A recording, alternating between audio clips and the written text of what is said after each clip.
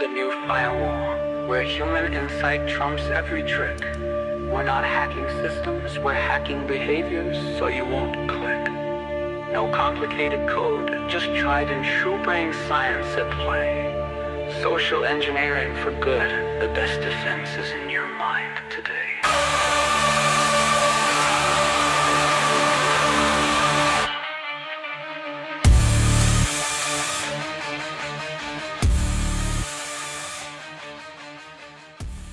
Welcome to Phishing for Answers. The opinions expressed here are solely those of the individuals involved and do not reflect the views of their employers. Get ready, because the next live episode of Phishing for Answers is starting right now with your host, Joshua Krumbaugh, the CEO of Fish Firewall. Psychology is the new firewall, where human insight trumps every trick. We're not hacking systems, we're hacking behaviors. All right. Hello and welcome to another episode of Phishing for Answers. Today we're here with Ben Corll, a CISO in residence at Zscaler. Ben, tell us a little bit about yourself. All right. So, as you said, my name, Ben Corll. I have the privilege of serving as a CISO in residence, which means I was an enterprise CISO for about a decade.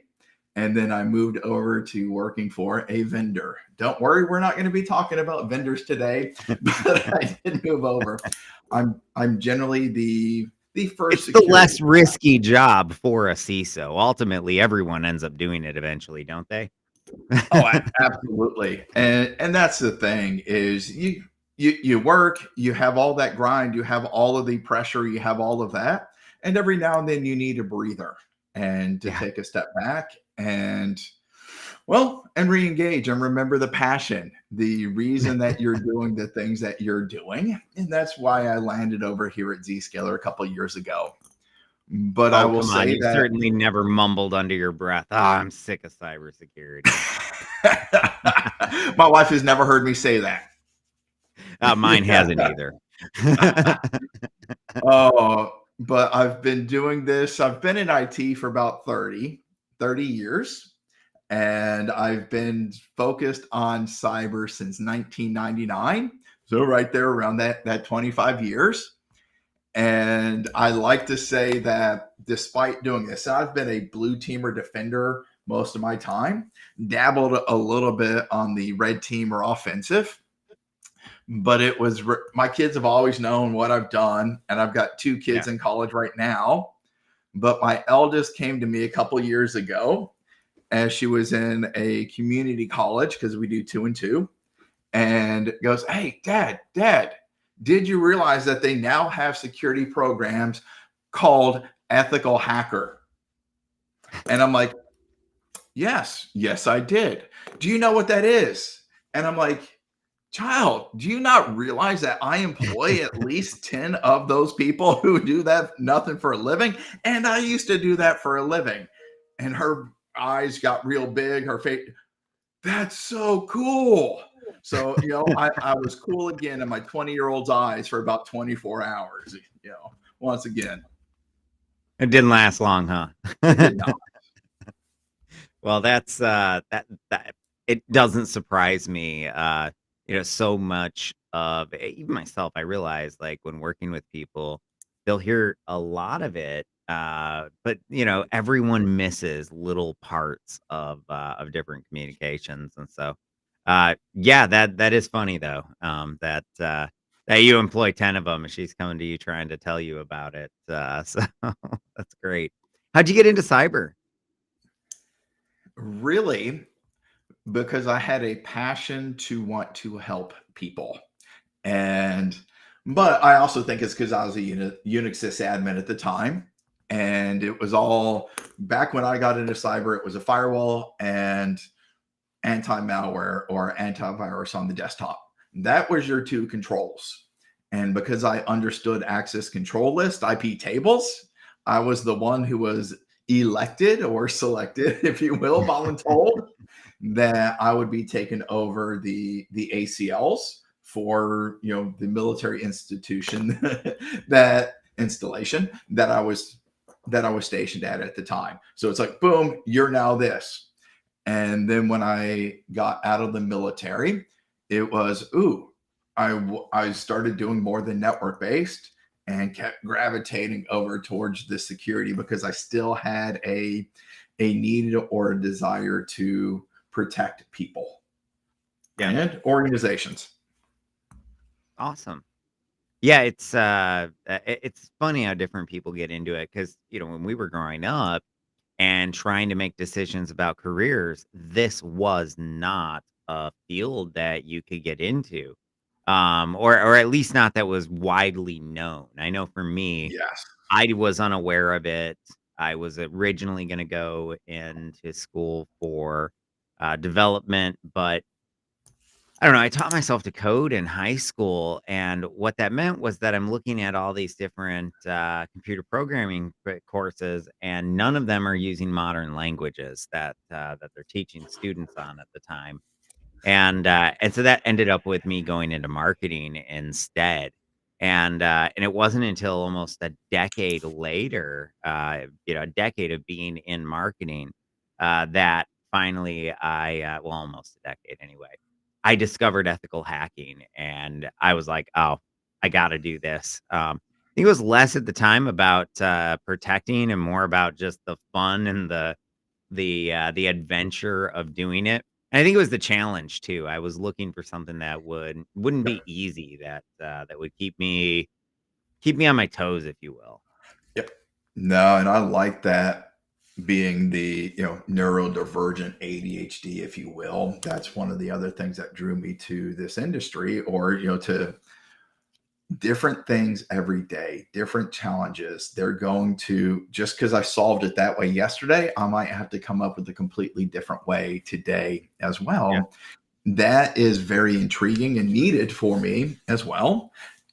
Yet I did consulting for a number of years and had one of my managing consultants pull me aside, seeing me gravitate more to the security. And he's like, "You're too good to focus on security. There's no future. That's not a discipline. We don't There's sell no future. security. It's a You need cost to center. avoid it." He was trying to take care of me. He was 10 years older than me and is trying to trying to make sure that I don't sink my career by focusing just on security. And I had an opportunity about 3 years ago to re-engage with him. And he goes, "I gave you such bad advice." He's like, and now he's focused on cyber. And Oh, he's that's like, great. That's great. he's like, "You foresaw something I did not." And he goes, "I'm so glad that you have pursued this, that you've made a career of this." He goes, "I was just a couple years behind you, thinking I was a couple years ahead of you. I was behind." Yeah, too often it happens. Speaking of the rapid change of things, AI, it's changing the role of a CISO in some ways. It's changing the risk profile that we have to address. What are some of the things that you're worried about as it pertains to AI? Well, that's the thing is you can sit here. AI has been around for decades, and it's been employed with different products for 5 6 years, if not much longer than that. But it's been mainstream for a couple of years, and the potential of it is there. Well, it's like almost any other technology that's out there. There's that potential for good. There's a potential for evil, and it really comes down to in whose hands it is. Are we seeing it be implemented and all of the good that's coming along with it? And what does it do well? Data analytics is one thing that it does exceptionally well, but it could also help with the predictive analytics, things like that. Yeah. But how do That we does use it? research really well now too. I don't know if you've had a chance to play around with, Yeah. either Google or, ChatGPT's deep research tool, but it's impressive. Oh, absolutely. And you can ask it questions, it'll come back to you. Now you got to be careful for some of the hallucinations. They've got much better than they were a couple of years ago. I don't know because I daily ever since they set up these sorry, I don't mean to interrupt you, but No. ever since they set up these tasks that you can schedule inside of GPT.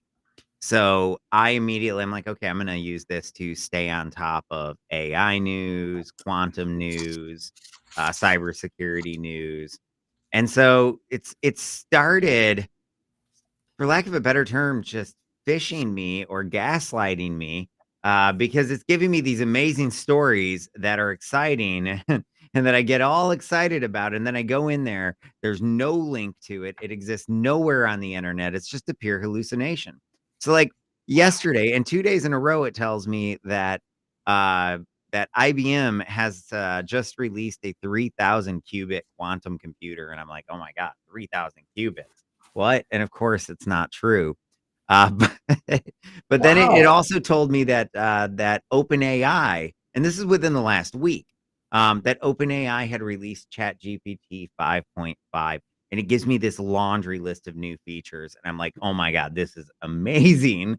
And I go looking for it, and once again, I'm disappointed. And so uh, I don't know that it's as good at getting at that, or that the hallucinations are as far gone as they're supposed to be. Well, Um, I think we still have a very real problem there. Um, but it did seem like it got better for a while, and then now all of a sudden they're back. And that's across multiple models. I've seen them in 4.0, oh 03, um, oh 01 to a lesser extent. But I haven't used oh 01 mini a whole lot. no, and so many different things based on what you were just talking about. Different risk profile. You talked about staying up to date with quantum computing, looking at Q day, whether we believe that Q day, quantum day is going to come in 2030, 2027. We're already in 25. When's that coming?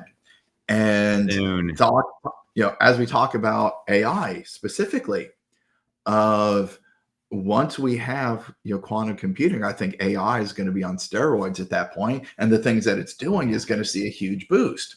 And is that going to be when Skynet actually shows up?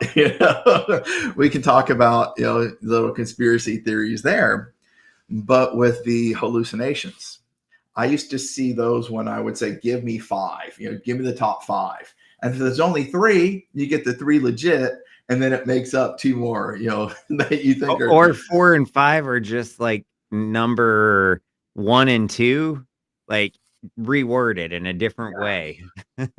which is just, it's crazy. But now, and tell you this is conspiracy theory, but you've got these other LLMs, these other GPTs out there. One of them that I saw was, Poison GPT. And these are, bad LLMs that are written by bad people for bad people. And all it is poisoning the vector databases and, poisoning those sources where the data is going to be coming from with some of these types of things, and watering down the information, hiding some of that information, or creating those fake news. Therefore, when you do your query, it's now giving you wrong information. So it increases, and it's like, is somebody doing this intentionally so that they have a source of truth that's untainted and tainting everybody else as well? It's hard to say. I mean, you've got so much insanity happening in the world right now. I can't imagine being a news reporter. You'd have whiplash. Uh, Yes. but I mean, it's just every day there's news that seems unreal, and so it's a crazy time to live. I mean, look at technology. We've got supercomputers we can buy for $3,000 that sit on our desktop. I don't know if you saw that, but that's I don't know, to me an exciting one. But yeah, no, it's gonna change a lot. Now, speaking of that, the US government, most government agencies just blocked DeepSeek on their systems, which I guess for good cause. Do you hear they left their bucket open and everyone's searches and all of that were public? That they had I basically the equivalent of a wide open Amazon bucket. it's interesting, and you talk about They block. You saw last year and the year before anything that had Avanti, because Avanti's there. You see them blocking hardware that's coming out of mainland China, though a lot of it's coming out of there. Now you see the DeepSeek being blocked as well. And is it just gathering all of this information that we're willingly giving it? And I chat with my colleagues that are European based, and Europe and Canada are generally more privacy focused. And I say Americans may be more security focused, but not privacy focused, because you Mhm. walk into an independent coffee shop, without fail, they still have a fish bucket there, fishbowl, and say, for a free cup of coffee, for the raffle for a free cup of coffee, drop in your business card. Now, how many of us have business cards today? I get it. Maybe that's what our LinkedIn profiles are. But even last week, I was in a coffee shop with that little fishbowl, and it was full of business cards. You're giving away your corporate information, your personal information for a $3 cup of coffee. You're selling your information for the potential of a $3 Well, cup of you coffee. know, that's one of the best fish in any penetration test that I've ever done, was that I would find where the corporate headquarters was, or the people were working, a majority of them anyway, that I was fishing, and then I would wait until a Friday early afternoon, and I would find a bar right next to their office, and I would send them an email from that bar saying, "Hey, we are trying to reach out to local businesses and really build more community. We'd love to, invite you in for a complimentary drink on us." And and it was one of the most effective ones. Click here to redeem, and I mean, you'd be amazed. You'd think it's the other type, but no, that's the one where you get 35, 45% of the people to actually click on it. So. Because it's relevant. And that's the thing is, I used to do the more physical, see if I can get inside Oh, a that's building. fun too, isn't it? Yeah, it's so much fun, and you get to talk to people. It's all social engineering, if you will. But you show up and you go to Smoker's Corner, and you just stand there for a couple of minutes. People finish their cigarettes, you engage in a conversation, and you've done some homework, so you know some names and things like that. And then you just walk in with them, Yeah, and you bypass all the security. you do. Or I have a story about that just okay. So I meet this guy. I had done the same thing. It's this financial institution. I've got a business card in my pocket that says I am, well, in one pocket, that's actually from the Consumer Finance Protection Bureau. The other pocket is Bank of America. So I hadn't decided if I wanted to be an auditor or whatever. And so I'm standing out there in Smoker Alley, and I've got a vape just as an excuse to hang out there, right? And one of these guys talks about, how he used to work at Bank of America. So I decide, okay, I'm going with the Bank of America ploy or cover. And I was like, "Oh, that's cool. I actually work there right now." And he's like, "Oh, what do you do?" "I'm here for an audit." And so he lets me in, and even says, "Oh, you're gonna need to go up to the fourth floor. Let me scan my badge for you." Like, gets me on the elevator and scans it to get me up to the floor. So helpful. Next year I come back. I'm like, "Okay, let's go to Smoker Alley." He sees me as I'm walking up, remembers my alias name, and I didn't even remember what name I'd gone with the year. But he comes up and he greets me, and we chatted right in.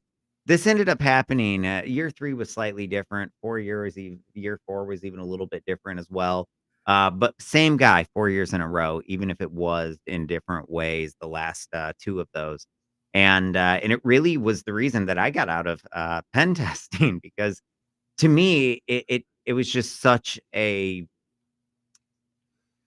what's the words I'm looking for? Just a stark reminder that too often the work that we were doing was just to check a box. It wasn't going to anyone but a few executives. And even when we would call out, put pictures of the person in the report, put their name in the report, not to shame them, but to have this be as a learning experience for them so that, because if they talk about it and they let the person know what happened, he's going to go talk to other people and it makes the whole organization more secure. But if you Yep. keep it and it stays in a vacuum, the same guy might let me in 4 years in a row. And if that can happen to me, could it happen to the bad guys? So, well, that's the thing is we humans, we're relationship oriented. Introverts, extroverts, all of us are still relationship oriented. It's just how big is our sphere. And I used to do some of that physical with banks.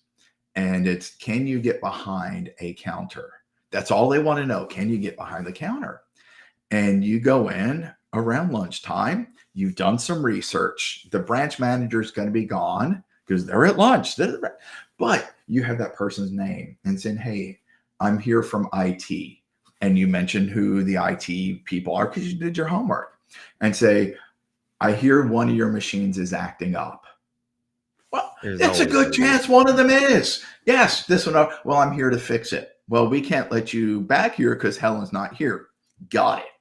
Now, again, people want to be helpful, but they've been told what to do, what not to do. Don't let people you don't know. Got it. All right. Well, I get it. I know that's the process.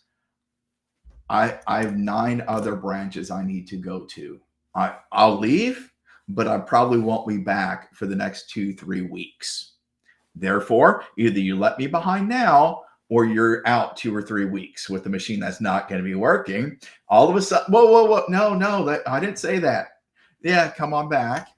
And get this, now the cherry on top is, okay, I Did they can't log really in for you? diagnose. Well, I mean, I've had that happen before. That's why I had to ask. See? Say, I can't fix this from here. I need to put this USB device on to allow me to do this remotely now. Oh, but I'm going to fix everything and I'll be back next week to get this USB device. And without fail, almost everybody lets me slide that USB stick in as well. So it's like, come on, people. But you came in with confidence, with the right story. You knew the right information because of all of those things. Yeah. And you mentioned the branches, they want to know names so they can, like you said, not get people in trouble. But it all comes down to, do you have behavioral change? Because that's what we want with security awareness. Yes. And my first role when I was the security officer, it's, hey, we watched your 15-minute video. It was cheesy. Oh, you're not making us watch those videos again. Yeah, I turned that on my mobile device. I just let it run and I answered the 3 questions that were just, common sense at the end, but I didn't really watch it. No, that's not what we're trying to do. We want to see behavioral change. We want to educate you. We want to inform you. We want to let you know about the deep seeks of the world and dropping your card off in that fishbowl at a coffee shop, the implications, unintended or not, of your actions. Because you're not thinking about it. You're a finance person. You're an HR person. You're not a security-minded person. So let me educate you to get that real behavioral change. This is why it matters. Yeah, I agree. That's so when I actually left penetration testing, that really became my focus was how do we use social engineering as a tool for good? And what I found out very quickly was that we've studied it in great detail. There's 2 fields that we can rely on for this. One is marketing, and one is behavioral science. And marketing is greatly built on top of behavioral science, and so there's these different principles that we can pull in that I've found really help with things like that. The biggest one to me is just take advertising theory or spaced repetition, where we take something like Coca-Cola ads and we make sure that you see it all the time and that they're really short. They might only be 10 or 15 seconds, but you're constantly seeing it. And I'm guessing you think of like polar bears or something when I say Coca-Cola ads, because they're really good at branding. And Yep. so to me, that's what we need to be with cybersecurity is more like, we need to advertise cybersecurity, if you will, and have these really short, tiny touch points that are highly frequent if we want to really change culture. Because it has to be front of mind. And if it's once a year, once a quarter, that's not going to keep it front of mind. Yep. And it has to be relevant, because one of the things I did in my last org was I wanted to use the monthly newsletter top of mind every single month. And you had your little, I don't want to use metrics, but I wanted to use a little story. What have we Yeah. seen? What are some of our near misses? What has somebody, so it's not what's happened in the world, what's happened inside our here? organization. Because it makes it real. Because when it's another company, or let's an MGM, because they were the last really, really high profile one, right? So when it's them and you're not an employee of that company, it's not something that's going to happen to you. But Yep. when it's you telling that story about one of your coworkers, that makes it connect home. Yes. Yes. And well, that would never happen here. Or we're not a target. We're too small. We're not as big as MGM. Well, MGM only made the papers because of how big they were. And there were probably 10 companies just like yours that were hit the same week. Probably So, 1,000. I mean, I don't know what the numbers are, but I mean, they're killing it on the ransomware front. These companies have the revenues of CrowdStrike with no overhead. Criminal organizations, whatever. but they're now companies. I mean, But they literally are. I mean, they've got a huge payroll, everything. I mean, it's and they've infiltrated some of these, and like they've got the leaderboards and quotas. I mean, run just like a real company. absolutely. I wrote an article last year on ransomware as a service, and you're buying it. But now you're seeing the initial compromise being sold of, hey, Yeah. I've got access to acme.com, and for $10,000, I'll sell you this access. Oh, it's And normally like 500. It's not even 10,000. I The know access brokers sell it dirt cheap. And to that point, why would you break in when you can buy access? Just from a security or I guess OPSEC perspective, if you don't want to get caught, let somebody else do the dirty work. Oh, absolutely. And we've been saying for years now that attackers aren't, they're not breaking in. They're now logging in. And identity theft, credential leaks, and all of those things. And this is why we preach multi-factor. Just Yeah. like MGM, the human factor had to overcome that as well. So it's all this, how do we stop this? Yeah. But you hear people like building a security program. I got to stop these nation state actors. And how do we detect these 0 days? Well, They're not going to burn a 0 let's day. start with the script kiddies and stopping them. Yes. If you can't stop them, they're not going to burn a 0 day to get into you. If by some chance they're targeting you, they're going to use the common things. But I can answer that question. How do you stop the nation state? Harden your systems. 90% of these 0 days are stopped simply by changing the default settings on the systems.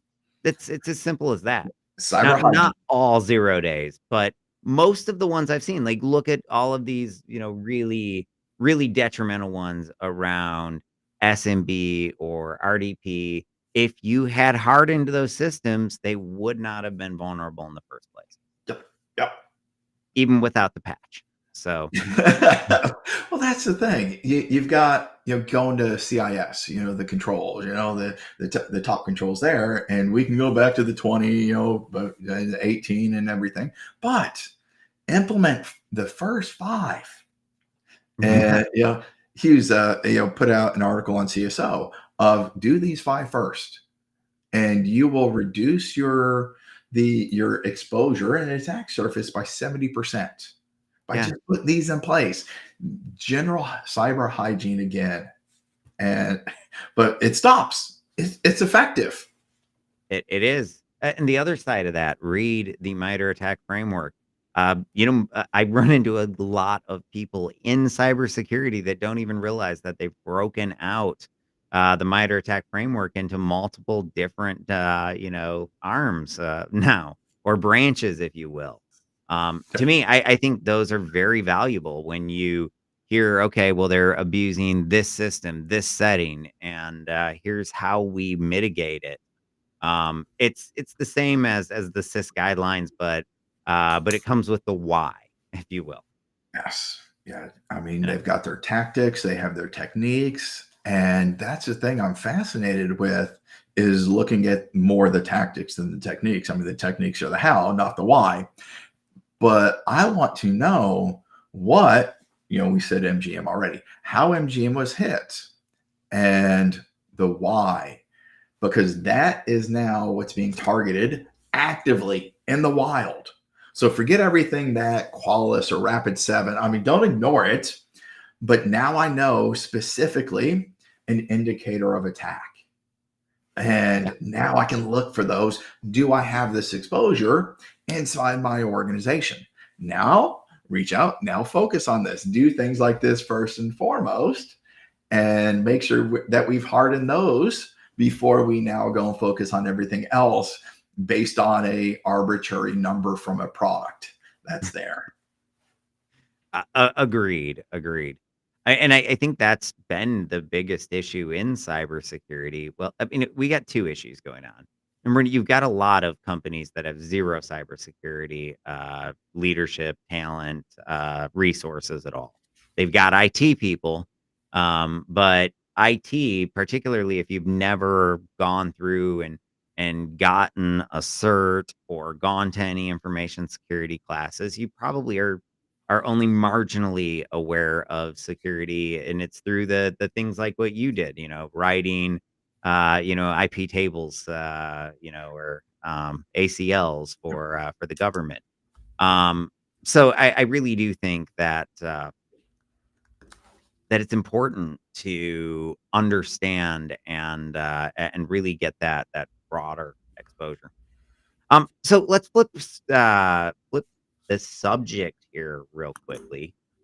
One of the things that I like to talk about and ask everybody is, are you on team carrot or are you on team stick? The answer is yes. The answer is And, yes. yeah, and you start with carrot. I like to start with a carrot, and I like to educate. I like to have conversations. I like to, make people aware. This is what is there. Now, there are times or somebody does something that is so egregious that for the best of the organization, I'm there for the best of the organization. I'm hired to protect the organization. I do believe that there are some things that are terminatable, or a reason to terminate a person as well. Yeah. But I'm not going to start with getting people in trouble.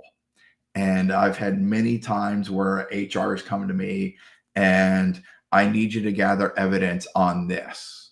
And great, we're the office that has all the visibility and stuff. So we partner together. And they're like, well, we want to terminate this person. And I'm like, so do you want me to look at them or their entire team?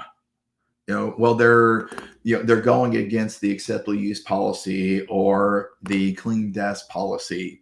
And now I'm like, okay, they're not the only ones. So it's got to be consistently applied. If you're going after them, maybe this is a training issue. Back to my carrot of, do they know the right way? Have they been enabled, empowered, and all of those things as well? But have they been educated? And I like to use the carrot, but at some point you've thrown enough carrots. I'm now beating them with carrots. Maybe it's time for maybe some pain needs to be felt.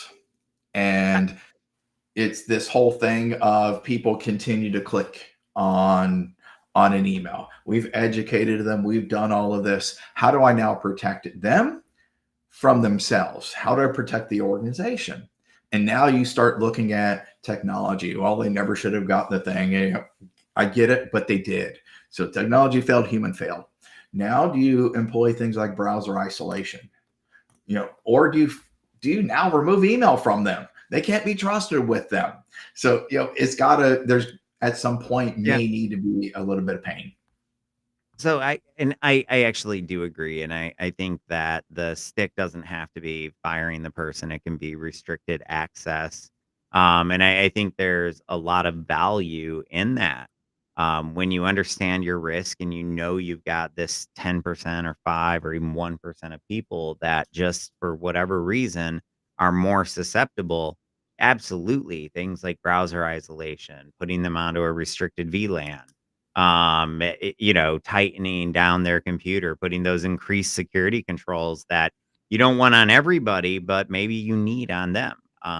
So I agree. I think that those types of things are absolutely the sticks to go to when you do have to. But it starts with the carrot, and I agree there as well that we want to motivate people by rewarding them, and the rewards don't really have to be that big. Honestly, a simple kudo goes a long way. Hey, great job. Thank you for reporting that suspected fish. You're a cyber hero. We couldn't do it without you. It, that goes so far. But one of the things you mentioned when you were talking about phishing was that person that just keeps clicking, and that made me think of a pet peeve of mine. So I am very anti user exploitation, if you will. And what I mean by that is if we're doing a penetration test, sure, I want to see if you'll type in your username and your password on that fish. But if we're doing training, if we're doing phishing simulations for the purposes of training, which 99.9% of what we run are, I do not agree with exploiting your users. I do not agree with finding out if they'll type in their username and password. And it really doesn't have as much to do with the fact that that it's not valuable data. Sure, there's some value to that insight. But what I find more valuable is the user realizing their mistake and learning from that Yep. mistake. And what that means is that we have to have just-in-time training so that they immediately realize when they click that it was a simulation, that they shouldn't have done it. And then we have to have simple, easy to understand training after it. Like, Yeah. hey, they used urgency on you. You fell for it. Watch out for urgency. And it's as simple as that. And it changes the thinking or the wiring, if you will, of that person's behavior. And Yeah. I think we really have to be more effective about how we set up our programs because there really isn't a lot of guidance out there for that either.